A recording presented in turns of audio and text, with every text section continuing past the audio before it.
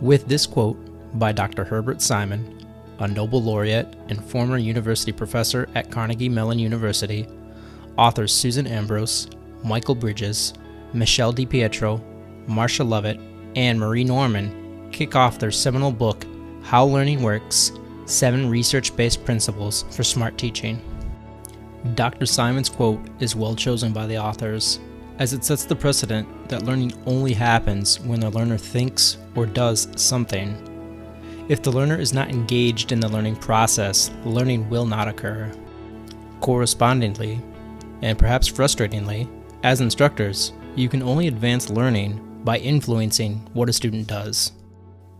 The authors of How Learning Works wrote their book to bridge the gap between learning research, that is, the science of learning, and teaching practice, the science of teaching.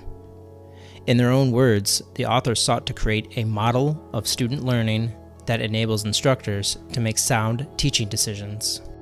To create such a model, the authors synthesized knowledge from their collective years of professional practice and summarized several fundamental questions that instructors frequently ask themselves pertaining to student learning. Such questions included: why can't students apply what they have learned? Why do students cling so tightly to misconceptions? Why are students not more engaged with material I find so interesting? Why do students claim to know so much more than they actually know? And why do they continue to employ the same ineffective study strategies?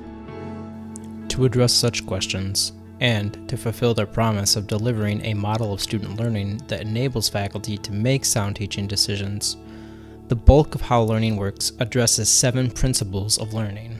Those 7 principles, each of which we will explore further in subsequent videos, are as follows.